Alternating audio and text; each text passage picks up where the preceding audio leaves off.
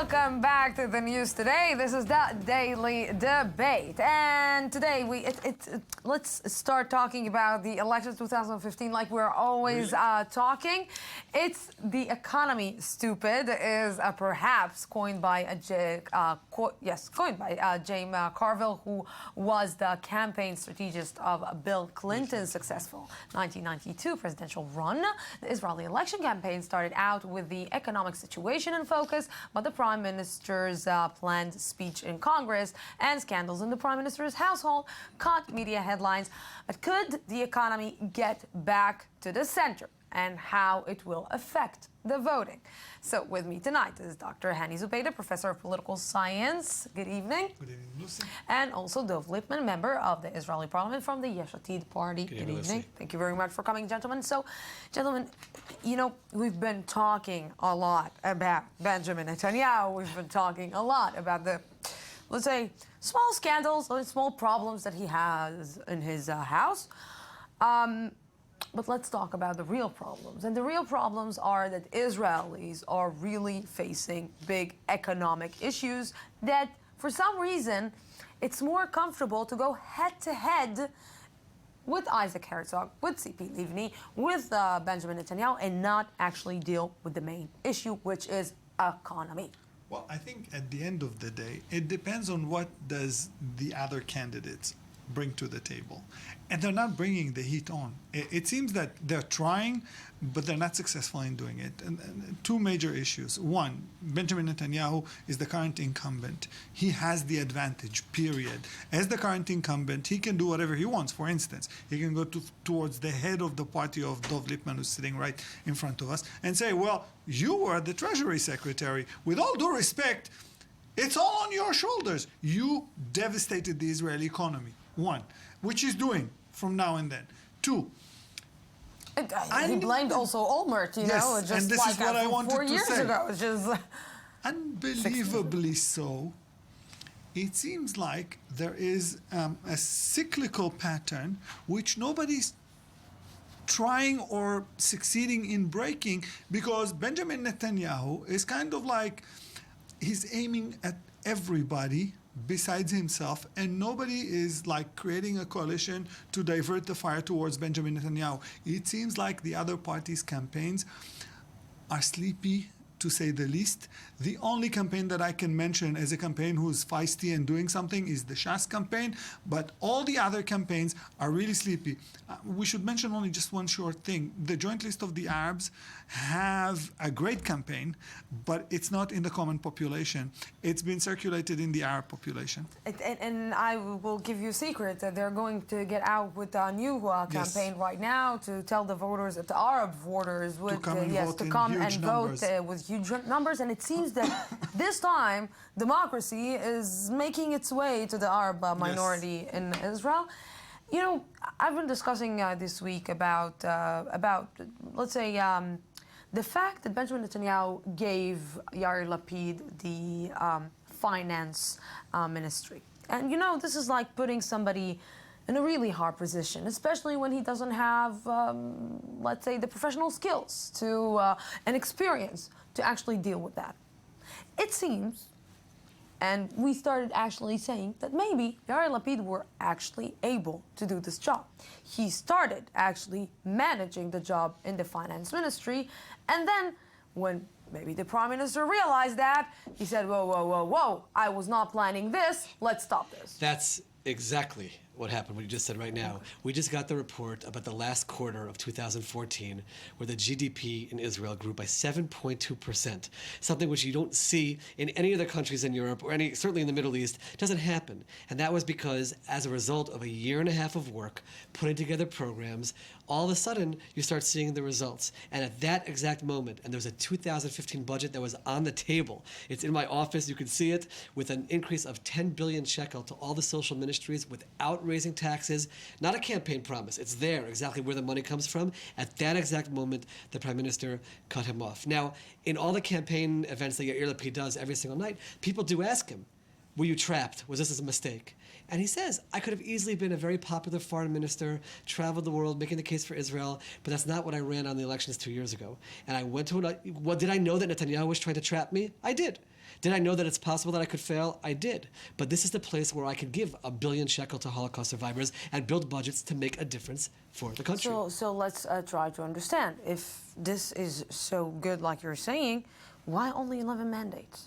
So let's be honest, when we made the budget, the first budget that we passed, after we found a 40 billion shekel deficit, Yair Lapid sat with us and he said, we're going to do what's responsible and you guys are going to be hated throughout the country because we're making cuts all across the board, but then we have to rebuild from that, build the next budget, and then when it comes to elections, campaign. The only thing, this is the first time I think I'm disagreeing with you about anything, Professor, but in terms of the campaign, I think our campaign is going very, very well. We started the campaign season off 7 seats, 8 seats, now we're consistently at 12 in most of the polls.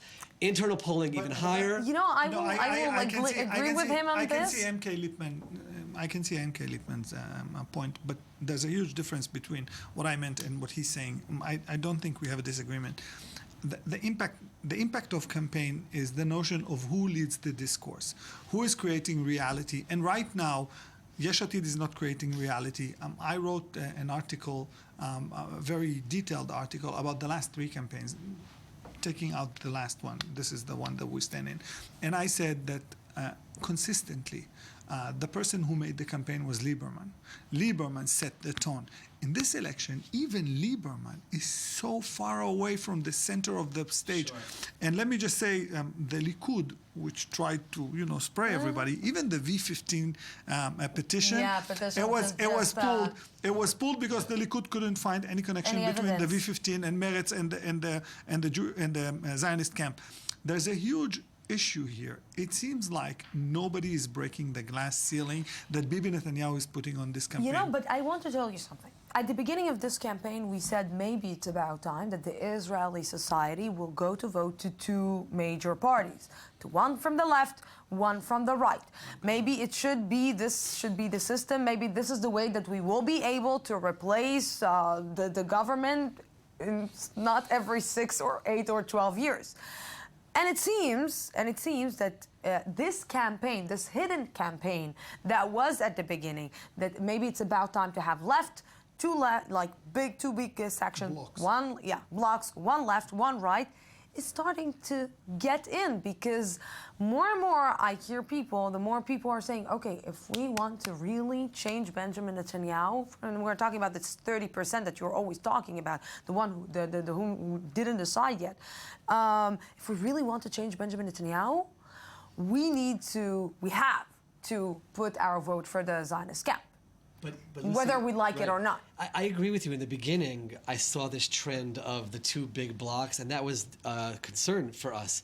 But now we're actually starting to see the opposite trend take place, because when we go to panel debates, for example, and Netanyahu's candidates are smashing Herzog, and Herzog is smashing Netanyahu, and I sit there and I talk about health and education and economy and the ultra-Orthodox issues, religion and state issues, people that are sitting there want to hear what we're talking about. They don't want to see this bashing of the heads between the 2 of them. And I think that as time goes along, you will see people going not just towards Yesh Atid, towards the center in general, where people are actually talking about some issues instead of just hammering each other over the heads and these other non-election issues. But what I'm thinking is, what will happen? What will happen when we will vote Yair Lapid? So let's say people will say, okay, we're harming the chances to replace Benjamin Netanyahu. At the end of the day, if I'm voting for Lapid, I won't change Benjamin Netanyahu.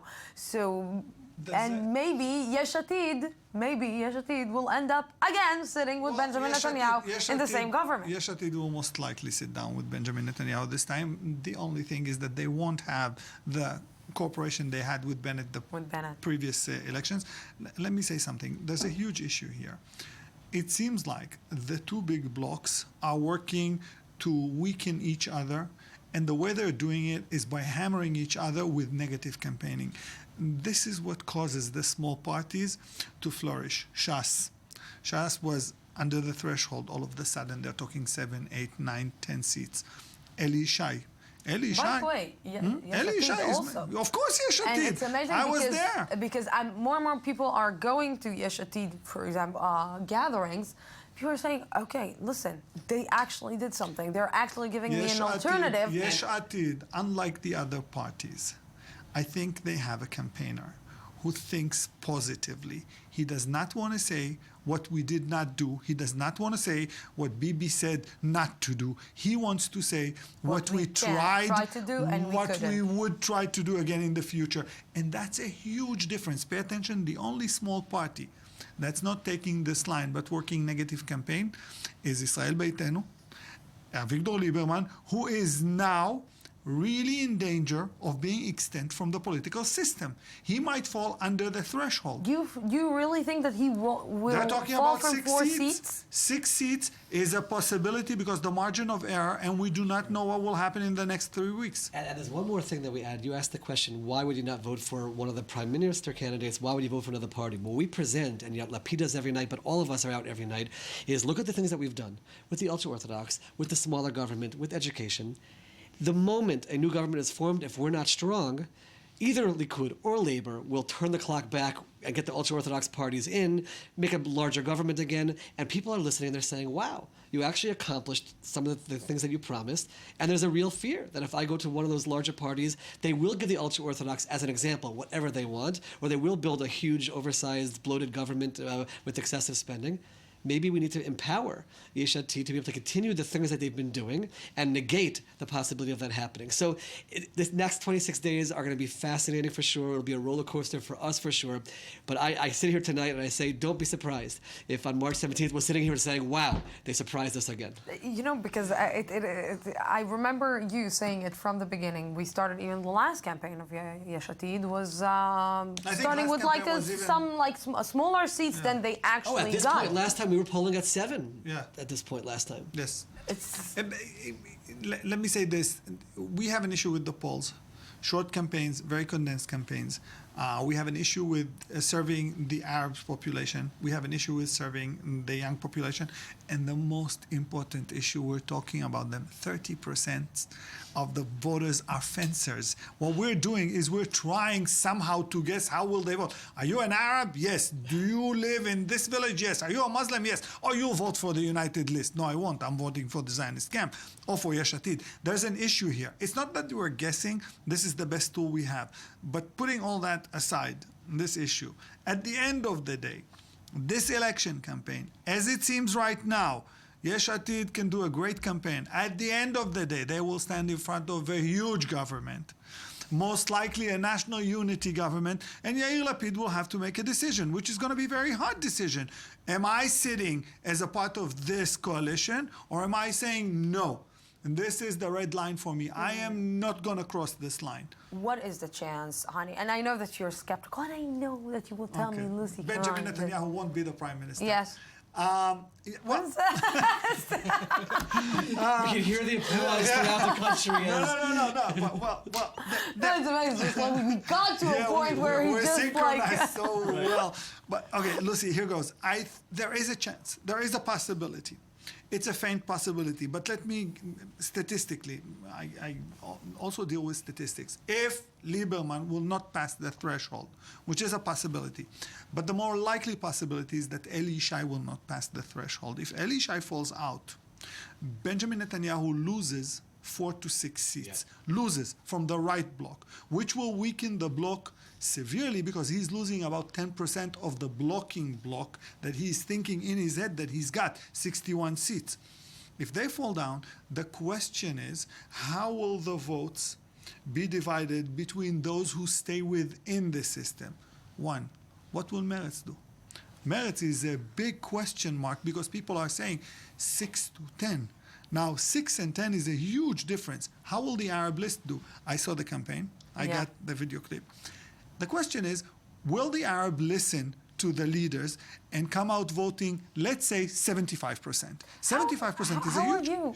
How are you doing in the Arab community? So I don't know the numbers in terms of the Arab community, but I will say that we're all, I personally, not talking for Yesh Atid right now, we're watching what's happening with this United Arab List also, because I'll be honest with you, I sit in the Knesset, and it pains me that Arab leaders that I've seen have not been standing up and talking about the needs of the Israeli Arab population, but they try to nationalize each other on the Palestinian issue, is there a possibility that because they're together and they don't have to necessarily outdo each other, maybe they will come as a bloc and say, there's a population here that lives here, they do have real needs in terms of infrastructure, education, and the like. I can tell you it would be nothing more than a pleasure for me to work together with people who are representing that population in that way. So that's a dynamic which is very interesting over here in terms of what tone they take after they win whatever seats they win.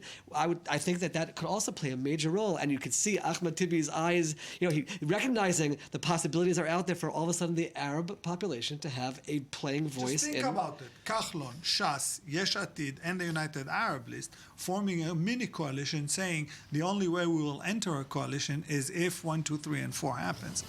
That might be a great idea. Not impossible. Yes, not impossible. I know. 60 minutes are passing like that with you.